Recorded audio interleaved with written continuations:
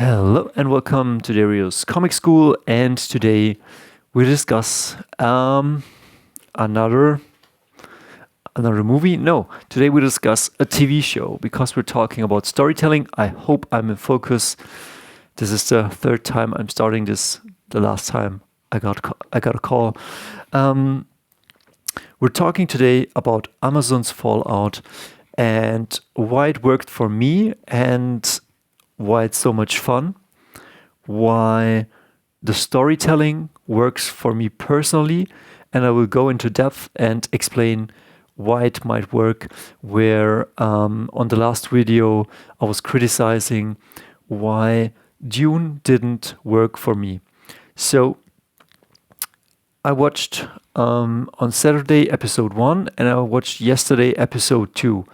And before I will start, I will tell you something like, I didn't want to watch it. I wasn't really eager to watch it. I'm a huge fan of Fallout 2. That is where I last played the game. And then maybe some Fallout Tactics with a Brotherhood of Steel. And that was it. I didn't play Fallout 3D, but I love the universe, like to bits. And this video will be how to care about the characters and the world, and how to create a movie, a comic, or a TV show, or a story that that keeps you coming back to it. And definitely there's some need that's being met here, and I think it's the exploration, the fun, the action, the adventure. And I was very skeptical about Amazon's Fallout, very, very skeptical. And I will discuss, like, the goal of this video is when we will discuss episode 2. So check out the timestamps down in the video and jump to episode 2 if you want to jump straight to the gold. If you want to stay for the depth and how this all developed, let's go into this. So I was very skeptical. So someone, a good friend of mine, wrote me and he said, did you watch Amazon's Fallout? And I said, Fallout what? And then he said, like, the TV show. So I was kind of like, okay, this sounds cool, but do they make good shows? I mean, everything that comes out, I think today is woke trash. So I tapped it into YouTube. I found the trailer and I saw like this girl as the main protagonist, and then this black guy joining the Brotherhood of Steel, and then a ghoul played by Walton Goggins. And yeah, you got me at the Walton Goggins thing because I am a huge fan of The Shield, and The Shield was, I would say, a great show, a really good show. It has its flaws, or it had its flaws, but it was also like a very strong show. It pushed the boundaries of cops and dirty cops and all of that stuff, and it was an amazing show. And I love Walton Goggins, and so that sold it to me. But then I thought, okay, the hero, the heroine of the story is a girl, and then here the sidekick is a black guy. I mean, this looks like they stole it, like cookie cutter. I hate cookie cutter stuff, but like they stole it right from Star Wars. What's the movie called? The Force Awakens. And I was like, okay, this is Rey, and this is the black sidekick, and then I don't know what this is, but something some voice inside of me told me, go watch it, check it out, because like it had like mixed reviews, but some people were saying it's like woke trash, and some people said it's like really fun. And so I checked it out. Saturday I went to the gym, and then I came home and I was too tired to meet up with people, so I gave it a shot. I started it, and I will talk about all the things that I think are great and all the things that I think are bad. And I will also back it up with some knowledge in storytelling. Okay, So the story starts. I don't want to spoil anything, but the story starts with Walton Goggins and his daughter, and he's a washed-up cowboy. He used to play in the movies or in a TV show, maybe like Steve McQueen or like uh, Clint Eastwood or something like that. But we also get the information that he was in the war and he served in World War II, and he's not a war hero, but that he served. So we know certain bits, and the cool thing is that like he's in the underdog role, and then his daughter is with him. His daughter is black. I don't know. Like I think there is some woke casting, and I will tell about this because in episode 1, the wokeness had its chokehold on the story, and this entity that is Amazon's Fallout. But in episode 2, which I then fell in love with and is really, really strong, and I will tell you why I think is strong, has none of these elements. Like it really, I don't know how they did it, but okay. Like, and he's like getting paid for being the cowboy on this what is this, a child's birthday, and then the nukes come down and he tries to escape, and then it's 200 years later or something, and we now start. I don't know what's the main protagonist's name. I call her Emma. She has like really big eyes, and she's a vault dweller, and we get to see like the whole wall thing. And what's really great, and what is a really integral part of a show, of a comic, of a great story, even if you write just a book, I would say, is that the presentation is good. I mean, if I had better lighting, if my hair was made better, if I would look better, probably that would give me a couple of points more in integrity or presentation. That's really important. And so this show was hitting home the presentation points because it looked like really great.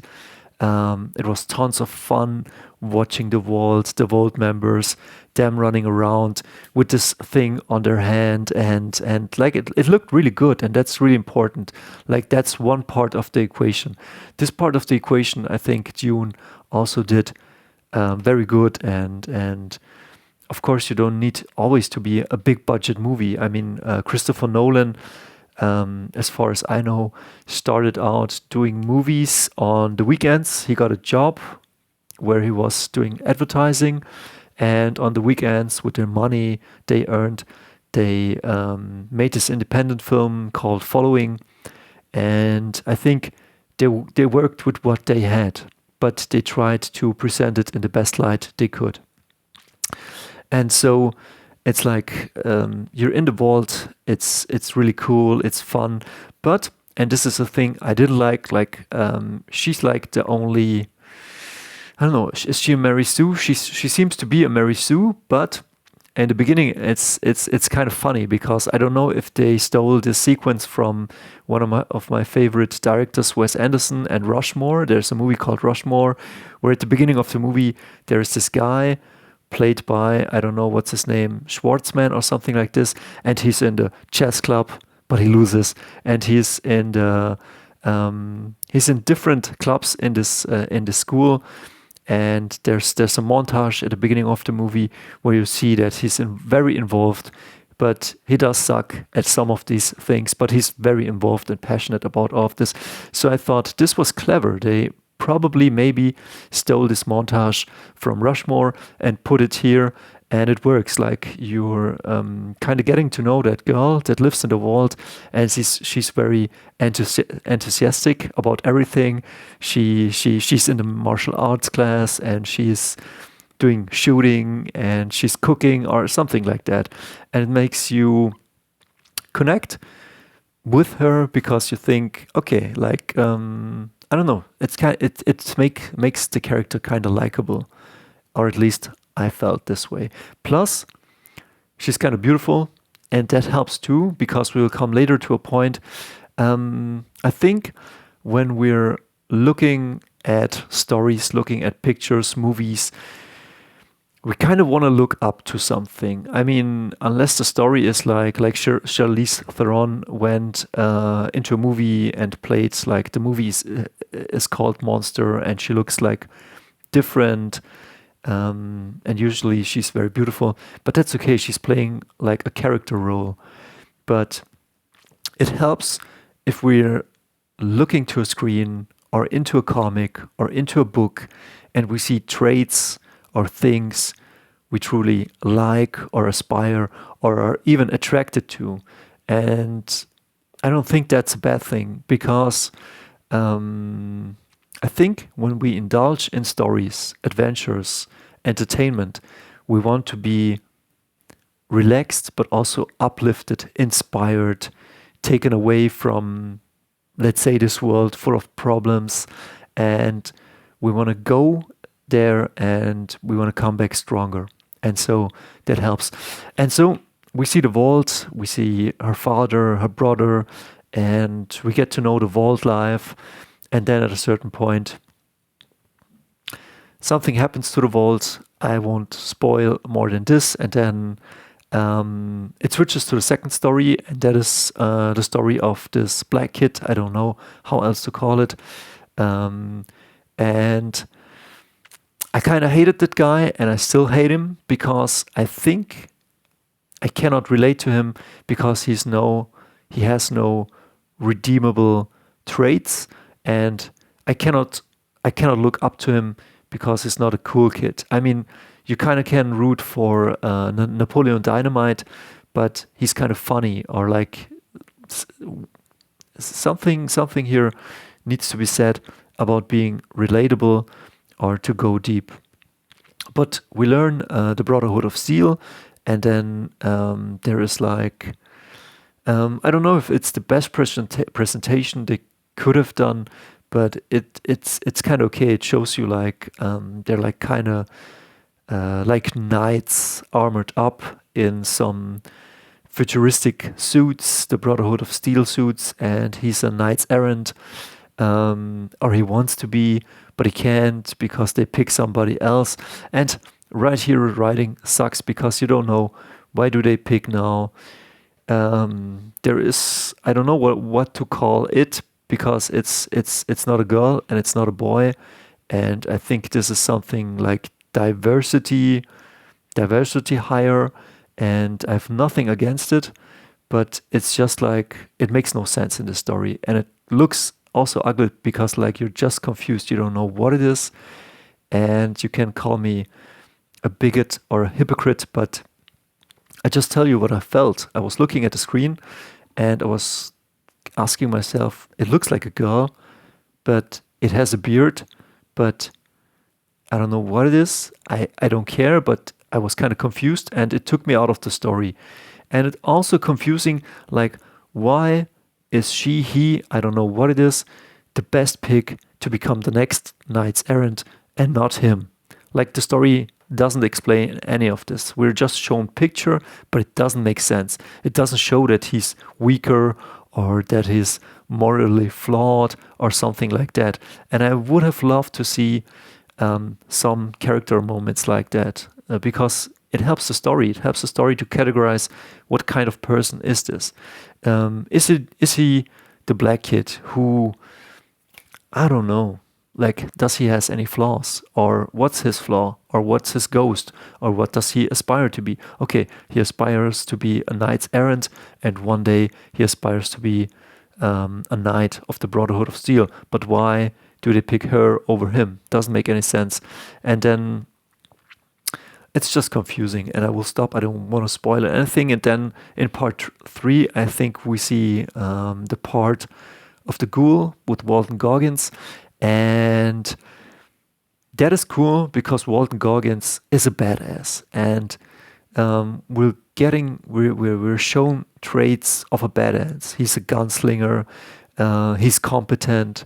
He stays pretty cool, and I think that those are respectable traits shown in a pretty cool context, because the people who go to him to hire him for a job are portrayed as scumbags, And we know from the beginning that he was a father and that he had a backbone and honor. And now he is something different. But there's still the competence and the kick-ass attitude. And that made me like him. And to a high degree, you will like it too.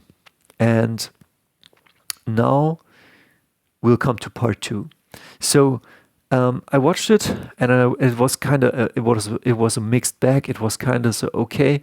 I kind of liked it, but I also kind of hated it for several reasons. Also, like, yeah, you will see, like, all the bosses in the first part are female leaders. All the girls kick ass. All the guys are kind of weak and stupid. I mean, I don't get it. Like, is it in the real world like that? I mean, maybe, but I'm kind of doubting it, especially if the world gets hit by nukes. I don't know if then the girls all of a sudden will be the kick-ass leaders, but okay. Then we come to part 2, and there's an important element to the story here, because like yesterday I was tired and I was doing other stuff or watching other things, and something called me back to Fallout. Like, I was really looking forward to the next episode, and that's a great thing. Like, I was not looking forward to Dune 2 because Dune 1 had left me empty because I didn't get the characterization. I didn't care about the Fremen because I wasn't put in the shoes of the Fremen. I wasn't made to empathize with them. It just was something that was shown to me, which left me kind of numb because you can't relate to that. I mean, I can relate to poverty, to oppression, but you really need to do the work in the comic, in the movie, in the book to put the audience in the shoes of the people you want them to care about. And Fallout Episode 2 does this in a great way, and I will tell you why. So I return to episode 2. I'm really pretty tired and I just want to watch 5 minutes and then go to bed, but I can't because the episode is so good that I watch it all the way through. And episode 1 and 2 create a mystery. Like, you're getting informations, but you're not getting all the informations, and all the information lead to a hopefully bigger picture. Like, it creates a cool mystery and you start liking the characters and empathizing with them, and so it keeps you going forward. And at the beginning of episode 2 we see a scientist in a facility and they're doing kind of strange things, maybe even despicable things, and he's training a dog. So you already get the information that this is a horrible place where people don't care. It's all about the science. It's about achieving a goal, and the means justified the ends. And this scientist cares for a little puppy, for a dog, and they have a bond. And then something happens and he has to flee. And this whole montage, or this whole first scene of the movie, made me bond with the character. I wanted to know more. I didn't have to like it, but I could understand the motives of the guy and his dog. And I was intrigued. I wanted to see, okay, I find this interesting. Why is it like this? I want to see more. And then we switch to the girl, the main protagonist of the story, and she now wanders through the wasteland in search of her mission. And the cool thing about episode 2 is that things happen, but the way she deals with it is like so cool, and the presentation of the scenery is great, but also like the tiny bits. Like, there's a guy, he lives in the Fallout outback, and he asks for water, and she says, yeah, sure, take a sip, because like she's very naive. She comes from a good place where people share and are always like, I don't know, like this. And this guy drinks the whole bottle. I mean, and it's not like he steals, but it's like he doesn't get it. And she learns the way of this new world, and it's cool because she's like not stupid, but it's hard for her to adapt. And there are great many scenes, or it doesn't take long, but there are scenes that are very important for us to form a bond with her, and to also care for what is going on. And again, the story does it visually, but it does it also in a storytelling way. It shows you the scenery, and then it goes a bit into the character and what's happening. And there's always a charge, like there's always something changes from negative to positive or positive to negative, and you start to understand and learn to know the characters. Something I personally was missing in, let's say, Dune, the cinematic movie 1 and 2. And and there's this unfolding mystery, and there's also this characters maturing. She's maturing from naive to whatever will come. There is this black guy that joins the Brotherhood of Steel, and he's also a kid who will probably grow up to be we don't know what. And then there's Walton Goggins that certainly has a certain is already aged, but is probably broken. So we're talking about 3 characters that will probably go from a state of delusion, immaturity, and brokenness to probably an exalted state, to a mature state, and to an able state or understanding state from, you know what I mean? Like there's some growing that can happen. And we're witnessing this growing on the screen, scene by scene. And it's very organic. So, and also like when we see the scientists, there's something probably why we bond, and that I was questioning myself. It is like, and maybe this is the theme of the story somehow, but the scientists at the beginning of the story that will then play a bigger role in this episode number 2, he is in a place where people do not care, but he cares. And so we kind of bond. We understand that there's probably a world that is careless, but when we love something personally and we nurture that, I think that makes us feel empathy or understanding, or makes us like certain characters. And I will come to that. Like there was a certain part in me where I was watching, for example, Dune 2, where I started to like or root for the Harkonnens, because they got much more characterization and meaningful action than, for example, Paul Atreides. Like he was just struggling on paper, I would say, but the Harkonnen were doing things like the young Harkonnen. What's his name? Fate something. Like he was battling, and then he put his knife away and said, "Okay, let's battle one-on-one. I don't need my shield." Like it's things like that that shows through action the character of a protagonist. And that's a very honorable thing to do, or that's a ballsy thing to do, or that's very kick-ass. And I would say we tend to like characters that portray good traits, risk-taking traits, strong traits. What we definitely do not like is like psychopathic traits, and the hero in that movie portrays that too, but that's like because the script says, okay, now you have to kill this person, but it's not like he's indulging in cruelty. Like there's subtle ways to show that a person is kind of cruel, and I think sometimes, or maybe in storytelling, you should always push it to the extreme. So you're characterizing the protagonist or the characters on the screen in a very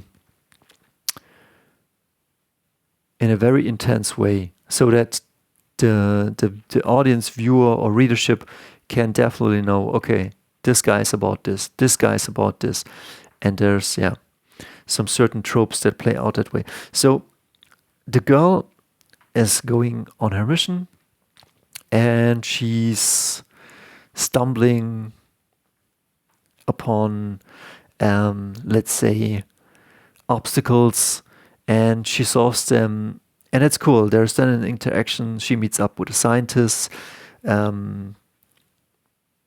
There comes a scene where all of these protagonists join up, and there's a clash. And the way it's done, it's like really, really cool. Like, that's cool. And then let's go, like, all the three stories are moving simultaneously.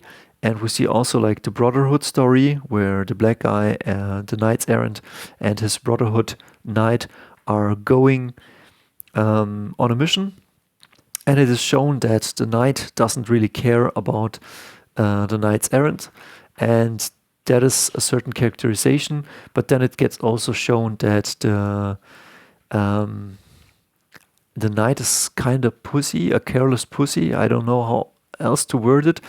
And I don't know if the writing, the writing or the screenwriting wants you to achieve that you care about the errant, because you maybe are in this position and you get treated unfairly, you get treated harshly and carelessly.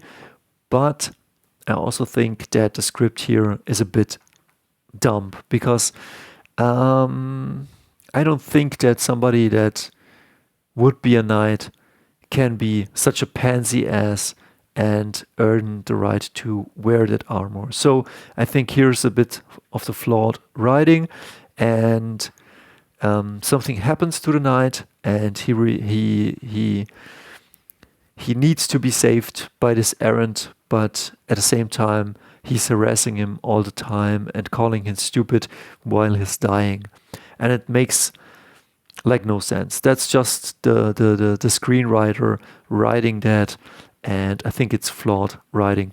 Nonetheless, our errant gets then to be the knight, and again at the end of the episode, everything joins together and gets to fight a bit with each other. And here the same thing is applied, that the girl goes through the wasteland and everybody is careless, and the world is careless, and everybody is just out for him or herself, or is numb, or is brutal. But she's stubborn, passionate, gentle, and also the way she acts and the way the TV show displays her or shows her, it is made in a way that we like her, that she comes across as brave, as ballsy. She doesn't take it the way it is. And that's, I think, some very cool stuff, because we can relate to the struggle, but the way she pushes on is cool. The same for the Brotherhood character. Nobody cares really about him, but he has a vision of himself to be a knight one day of the Brotherhood of Steel. And for him, it's the same. It's like everything towards him is careless. He gets betrayed. He gets kind of brutalized and exploited, but he keeps himself together and capitalizes on his vision, which again makes us bond with the character. And I think the big words, I will close this up, is like, maybe if you show a character that is suffering injustice, because like this is what I'm getting here, like everyone portrayed in this story is treated unjust, and I think maybe it's the world and the people around them, and they kind of try and push towards justice. I don't know if this is what makes us bond with them, but it definitely gives us a reason to root for them. Charm or charming traits are created which make us root for them, like that they push through adversity, that they solve things in a smart way, that they make mistakes and learn from them. Like, these are things I was missing, for example, in June, or weren't built on as much as I personally needed it to be. So I hope my English wasn't all that bad and that you understood a thing or two that I wanted to share with you. And yeah, to the next video. See ya.